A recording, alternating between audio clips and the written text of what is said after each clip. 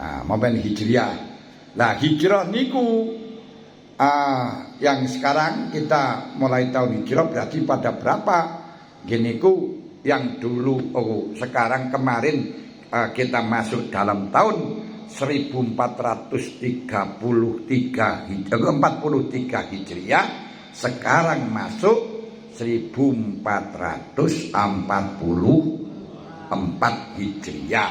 444 niku termasuk angka sakral untuk negara Indonesia, angka sakral untuk orang Islam ahli sunnah wal jamaah.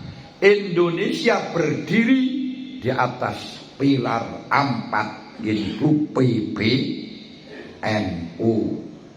Berarti selama masih enek PBNU aman. Dan PBNU Pancasila, Bhinneka Tunggal Ika, Negara Kesatuan Republik Indonesia, dan Undang-Undang 45 niki termasuk pilar Indonesia berdiri pada 4 niki. Islam ahli sunnah wal jamaah berdiri pada 4 pilar yaitu Al-Quran, hadis, ijma, qiyas, dan dikomandani 4 imam yaitu Imam Abu Hanifah, Imam Malik, Imam Syafi'i, dan Imam Ahmad bin Hambal. Maka mengikuti mazhab 4 khalifah yang berhasil, dan setelahnya itu sudah tidak ada khalifah lagi, hanya 4: Abu Bakar, Umar, Utsman, Ali. Wah, ini 4 niku adalah sakral. Nah, ini penting.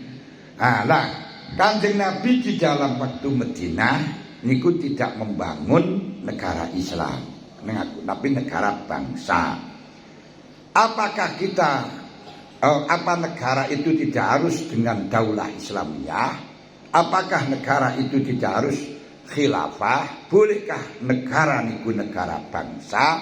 Niku jelas, dalilnya jelas. Ora enek kewajiban kita mendirikan daulah Islamiyah, tidak boleh mendirikan daulah khilafah. Malah justru kalau nanti akan menjadi doror, akan menjadi bahaya, akan menjadi perpecahan, hukumnya haram. Jelas waktu niku digawe dalil kalau nama itu tidak penting, tapi yang terpenting ruhnya. Indonesia nggak perlu daulah Islamiyah, tapi harus diiseni dengan ruhul Islam. Mungkin Kanjeng Nabi ketika bulan Dzulqa'dah meskipun dari penduduk Madinah, beliau ingin umroh datang Mekah bersama para sahabat-sahabat Ansor. Dan pas wonten tanah Hudzaifah, tidak Hudaibiyah, niku ten Taif, niku dicegat kalih wong-wong Quraisy, ora oleh umroh, ora oleh mlebu ten Mekah. Akhirnya berunding, terus akhirnya menjadi kesepakatan Kanjeng Nabi boleh masuk ke tanah Mekah, Kanjeng Nabi boleh umroh, tapi dengan 3 syarat. 1, giniku tidak boleh lebih 3 hari. Niku pangkat kelahiran Kanjeng Nabi dewi. Niku mlebu niki Mekah ini gak oleh, dibatasi gak boleh lebih 3 hari. 1. Nomor 2, gak boleh membawa pedang terbuka, harus tersarungi, dilebokno rangka kabeh, dikunci. Nomor 3, kalau nanti ada warga Mekah, keluarga Nabi Muhammad ingin ikut Kanjeng Nabi, harus dikembalikan ke Mekah, tak boleh ikut. Tapi orang-orangnya Kanjeng Nabi yang ingin singgah di Mekah harus dipersilakan. Ini perundingan yang ngawur, perundingan yang merugikan terhadap Islam.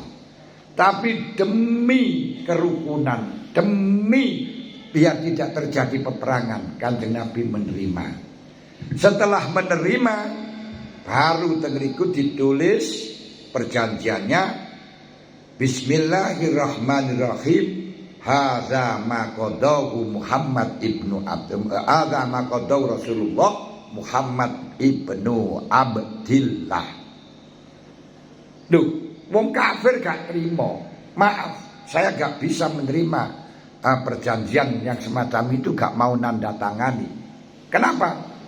Kalau saya percaya bahwa Nabi Muhammad itu utusan Allah, saya tidak akan pernah melarang masuk ke Mekah. Tapi karena saya tidak percaya, maka harus dihilangkan, kata Rasulullah. Lalu kanjeng Nabi jawab, berdiri, wallahi inni Muhammad bin Abdillah wa inni Rasulullah. Inni Rasulullah wa inni Muhammad bin Abdillah.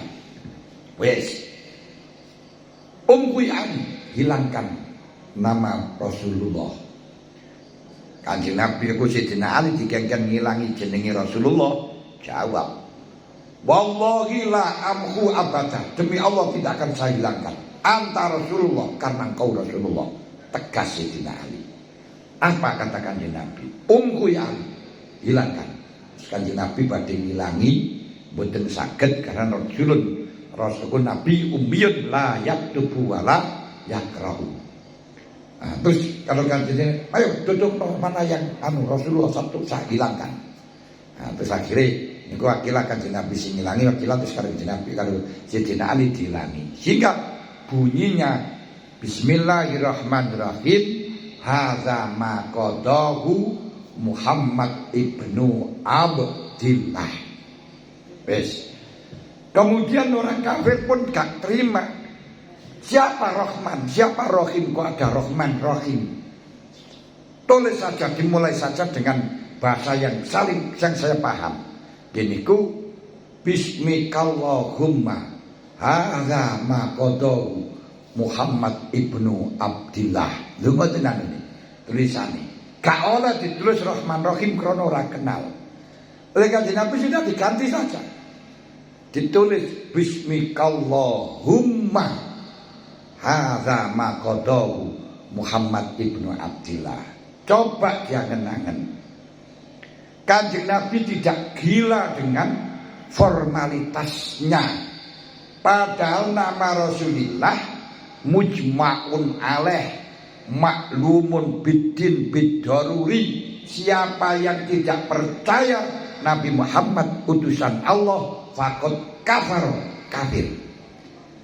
Tapi walaupun demikian kanjeng Nabi ikhlas meninggalkan nama Rasulullah, tidak ditulis. Karena la yajibu alaman ya'taqiduhu syai'an ayyaqulahu. Orang yang menekatkan sesuatu tidak harus mengucapkan. Orang yang menekatkan Muhammad Rasulullah tidak harus mengucapkan. Yang kita tekadkan harus diucapkan. Orang yang tidak menulis nama Rasulullah bukan berarti tidak menekatkan Rasulullah utusan Allah. Rela nama ini, padahal itu nama sakral. Apalagi nama yang tidak sakral, yang tidak disepakati, seperti menghilangkan nama khilafah, nama Daulah Islamiyah. Kenapa tidak boleh? Menghilangkan nama Rasulullah saja enggak masalah, demi kebersamaan, demi persatuan. Apalagi nama Daulah Islamiyah, nama khilafah kok disebut. Enggak usah disebutkan, enggak masalah, enggak dosa. Untuk kerukunan, untuk kebersamaan di dalam negara bangsa. Murah kuduan. Makanya di Indonesia niku sebenarnya Darul Islam, tapi disebut dengan Darussalam sebagai ganti daripada Darul Islam. Karena Darul Islam itu juga Darussalam, Darussalam itu juga Darul Islam. Sebab orang Islam punya kemerdekaan melakukan syariat Islam dengan utuh, sampai kepin sholat 1000 rakaat, silahkan, no problem, gak apa-apa. Wis kepengin wiwitan sakarepmu, pendino poso sakarepmu, wis gak larangan. Azan sakarepmu, tapi aja banter-banter. Nah, di sini berarti daerah yang dimana di situ ada azan, idza sami'tum azan fa'taqid anna darul salam, darul Islam. Nek ono azan berani blek itu berarti darul Islam. Di Indonesia itu darul Islam. Tapi gak usah dikabutkan darul Islam, diganti dengan darussalam, maknanya saja gak berubah, gak beda. Berarti kita gak usah mempertahankan nama yang tidak pasti jiwanya sama, tapi kita menggunakan jiwanya saja, esensinya saja, walaupun namanya tidak sama, walaupun tidak beri nama Islam, sebagaimana tidak menyebutkan nama Rasulullah. Demikian pula kata Bismikallahumma yang mestinya aslinya Bismillahirrahmanirrahim, tapi ditulis Bismikallahumma.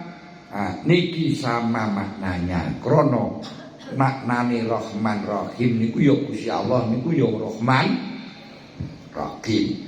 Berarti di sini kita menulis dengan nama yang sama, dengan makna yang sama, tidak masalah, gak apa-apa.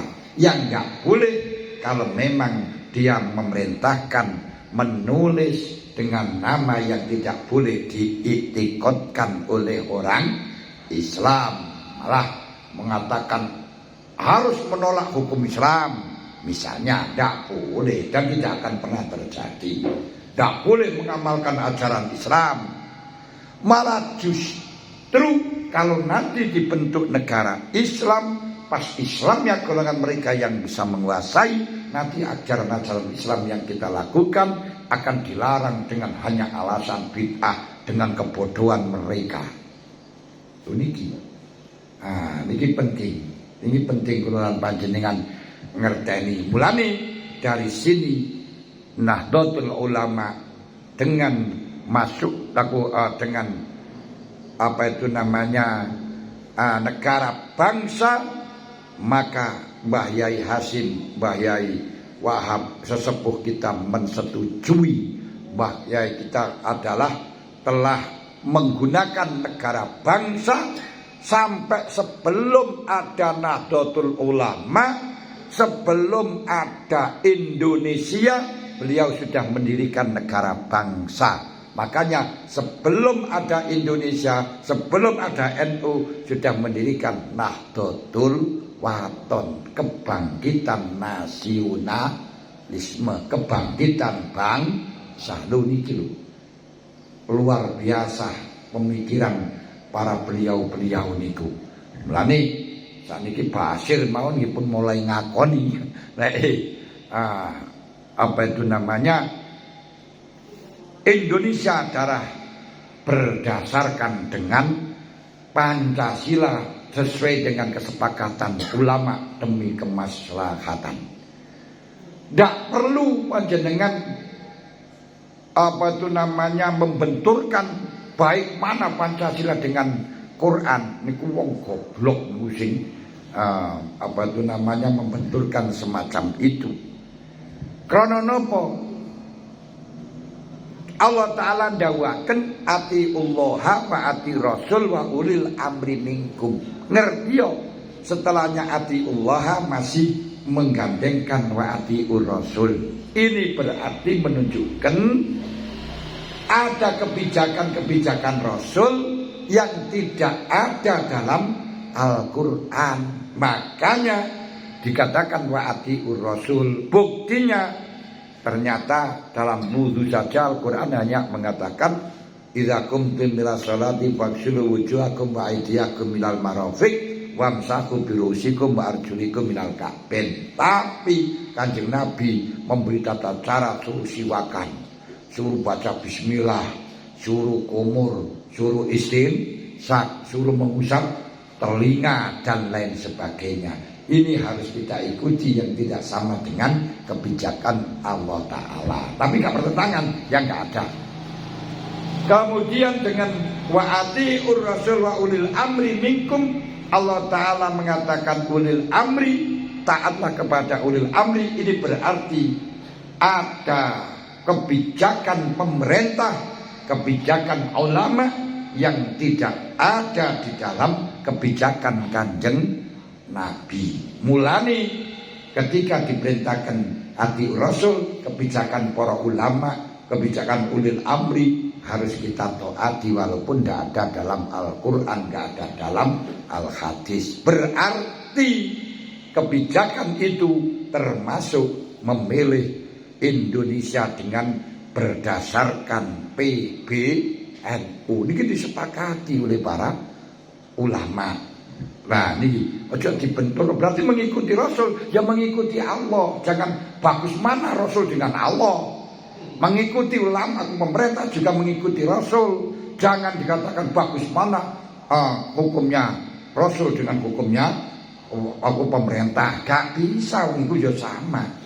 Loh kenapa gitu? Kenapa kok tidak ati Rasul saja? Karena ada kebijakan yang memang tidak ada dalam kebijakan Rasul. Inilah yang disebut dengan siyasah. Siyasah tidak harus mengikuti petunjuk Al-Quran, tidak harus petunjuk hadis, tapi yang bisa mengarah kepada esensi terhadap keadilan. Niku sing paling penting kita perjuangkan. Mulane di mana di situ hukum menuju keadilan, itulah yang cocok dengan syariat. Karenanya hukum-hukum fikih banyak yang dirubah. Sebab apa? Gak cocok dengan keadilan, sebab datangnya gak sama, gak sesuai dengan zamannya. Mulane contohnya malih sekampangan ya.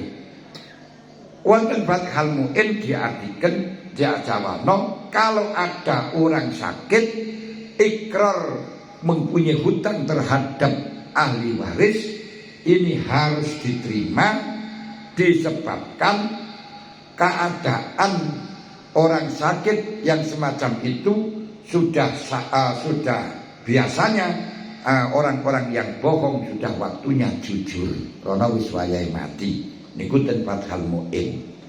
Tapi diterusaken khilafan li jam'in minhum al-kufal ini tuhima. Coro menurut golongan ulama minoritas dan Imam Kufal termasuk mendukungnya, kalau di situ sudah fasadu zaman kayak zaman sakniki, dan ternyata dalam zaman sakniki ini beliau orang yang sudah akan mati saja enggan tobat, maka tetap kalau dicurigai tidak bisa diterima dosa, dan yang menerima tetap haram. Loh, ini hukum berbeda dengan keputusan. Kenapa? Karena beda kondisinya. Mulane ojo terus tak. Dan termasuk wonten i'anatul thalibin diaturaken, Abu Yusuf mendapatkan laporan ada orang Islam membunuh wong kafir. Akhirnya karo Abu Yusuf, beliau sebagai qadil qudud, diputuskan orang itu harus dikisos. Wah rame geger. Sing geger sapa? Sing geger wong pengikut Syafi'iyah. Karena menurut mazhabi Abu Hanifah, termasuk mazhabi Abu Yusuf, orang muslim membunuh wong kafir niku dikisos. Mulane relevan hal ini dilakukan di Indonesia. Lek cara Imam Syafi'i enggak, lek wong kafir bunuh wong Islam dikisos, wong Islam bunuh wong kafir enggak dikisos. Inilah diterapkan di Indonesia rame. Waktu dulu dibalik, Abu Yusuf memutuskan itu rame. Akhirnya ada seorang musyraf ahli syair menyampaikan syair yang disampaikan kepada Abu Yusuf dengan mengatakan ajurta kot kotal ta musliman bikafirin walaisal jairu kal adil. Ya muslim bi ayyina khiyatin ubku. Padha nangiso ana Abu Yusuf kotala musliman bikafir. Wah rami. Setelahnya rami goyang, Abu Yusuf mengambil suratnya itu disampaikan pada Khalifah Harun Rasyid. Apa yang dilakukan oleh Harun Rasyid? Langsung mengatakan tadaruk hadza bil khilaf. Kamu harus bisa mengkhilah hal ini. Bagaimana jangan sampai terjadi kisah yang semacam ini yang akan mengakibatkan porak-poranda. Hadza ilistengkarul apa? In ada ilastingkaril fikri ilastingkarin nas wal fitnah al udul anhu aswad. Disebutkan dari Anatul Talibin, hukum apapun kalau di situ mengakibatkan tidak disukai manusia, mengakibatkan demonya orang dan mengakibatkan fitnah, maka kita pindah dari itu menuju yang lain yang bisa diterima kesemuanya. Aswabuluwe bener. Lho niki lho, wong NU niku pendapati kaya ngoten. Makanya kalau kita terapkan dengan hukum kisos mungkin akan menjadi pun geger. Kalau kita terapkan dengan hukum qot'i, wong nyolong dipotong tangani, niki akan menjadi geger. Kenapa geger? Sing kena potong tangan gur wong isor tok, wong goblok-goblok. Krana wong goblok-goblok niku carane lek njogo duit nyolong dengan simpenan misli gangsir. Kan oleh saiki tapi dikena potong tangan. Krana syaratnya kudu abdul mal kufiyatan min khilsi misli. Wong sing miliaran gak iso dipotong karena dia gak mencuri. Krana apa? Wong duitnya digawa dhewe. Dintip. Ini kan yo ora nyolong, bahasane orang maling gak kena kisos. Lah apa kalau itu dilaksanakan, sing njukuk sak pirang-pirang ora dikisos, sing nyolong pitik di gandeng dikat, sing nyolong pitik dikat, geger enggak kira-kira. Lho, ten mriki lah. Maka pindah dari hukum itu dalam rangka untuk kebersamaan, persatuan. Karena ahakko wa aswaba, itu yang lebih hak dan lebih benar. Karena apa? Tujuannya di dalam Islam gini kemerdekaan, tidak saling zalim satu dengan yang lain, tidak saling geger satu dengan yang lain. Termasuk ketika Kanjeng Nabi membangun peradaban di Madinah bersamaan dengan orang Yahudi, bersamaan dengan Nasrani, di situ ada seorang geger wong Muhajirin nabok bokonge wong Ansor. Kasa arajulun minal Ansor, arajulan minal Yahud. Kasaan niku nabok bokong rajulan minal kasa arajulun minal Muhajirin, rajulan minal Ansor. Wong Muhajirin niku nabok bokonge wong Ansor. Ngamuk. Karena wong Arab niku nek ditabok bokonge melambangkan penghinaan. Ngamuk. Langsung ya lal Ansor. Demi apa itu namanya bendera Ansor. Cara anune yalal maton nyelur. Demi negara kita, demi Ansor. Mereka ini ngamuk.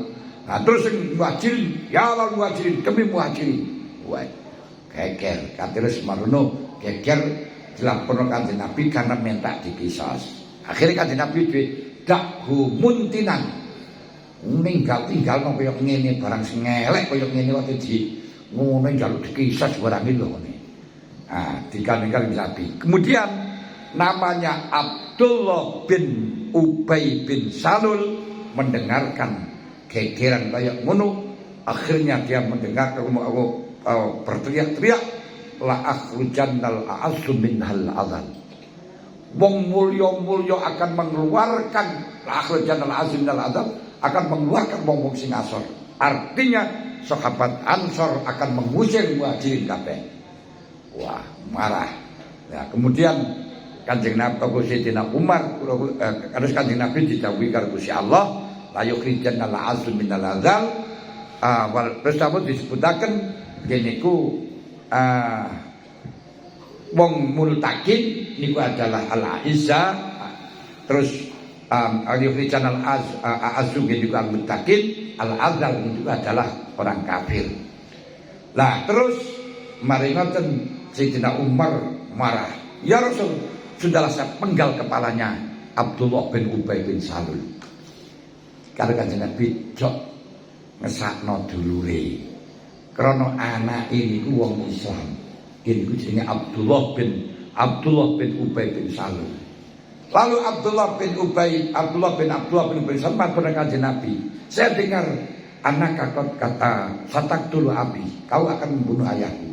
Kalau kau akan membunuh ayahku, silakan pasrahkan saya yang akan menggal kepalanya ayahku. Tak ojo. Jangan gak usah. Loh, di sini kan Nabi melarang untuk membunuh kepada orang munafik yang jelas kafir. Kenapa? Karena menjaga perasaan saudaranya ben ora terjadi goyah. Lho niki lho, politik yang semacam ini. Makanya kita memakai Pancasila biar saudara-saudara kita tidak goyah yang dulu pernah akan keluar dari Indonesia gara-gara ketuhanan yang Maha Esa dilumuskan semua orang Islam harus mengamalkan syariat. Jadi kan malah merugikan kita. Lain ngono kan malah bebas. Ngoten. Ikilah para hadirat ingkang kawula hormati sing hubungan kali Hijriah. Lan iki wau mboten sempat kali ngomongno Asyura, tapi yang jelas Asyura niku banyak beberapa amaliyah, cuman itu berdasarkan hadis dhaif kecuali masalah poso dan silatul arham yang perlu kita laksanakan. Silaturahim bil mal pada bulan Asyura niki, karena di dalam Asyura ini banyak beberapa peristiwa yang besar, termasuk tenggelamnya Fir'aun, ketemunya Nabi Adam dengan Ibu Hawa, kemudian Nabi Ibrahim selamat dari pembakaran apinya Namrud, dan Nabi Muhammad dikasih putra namanya Ibrahim, juga selamatnya Nabi Ayub itu pada waktu bulan Asyura, dan selamatnya Nabi prakapalnya Nabi Nuh, tenangnya kapalnya Nabi Nuh pada bulan Asyura tanggal 10 Asyura, sehingga pada waktu niku Nabi Nuh memerintahkan kawan-kawannya, saudara-saudaranya menghuninya kapal karena perbekalan sudah hampir habis, terus dikumpulkan didadekno jenang bubur. Mulane zaman sekarang biasanya lek Asyura niku selamatan jenang bubur, pun dikasih mengenai selamatan iki bubur ora tenane. Nah niku jenang wonten petang jenang papang, jenang kuning ngoten. Jenang putih. Niku biasa lek ten Malang ngoten. Pokoke Asyura niku selamatan ngoten. Jane kula ora pati sempeneng, tapi karena wis budaya kok ora gelem entek budayane malih nempo melok-melok. Jadi lek dipangan ora seneng kula. Apa maneh iki lontong kan gawe kupat barang sawene lek godhog. Males mangane ora bayang, tapi ya engko lek dijarno ilang budayane ya sakjane dilaksanakan, dan itu budaya kita menjaga budaya termasuk bagian akhlakul karimah, menjaga Indonesia dengan cara menjaga budaya di Indonesia. Pun para hadirin hadirat, nek enek sing ditekokno monggo lek enek. Mbok menawa ana sing ditekokno kula paringi wedal. Enek ora? Mboten enten. Mboten enten nggih pun monggo kita tutup dengan bacaan wal asri bismillahirrahmanirrahim wal asri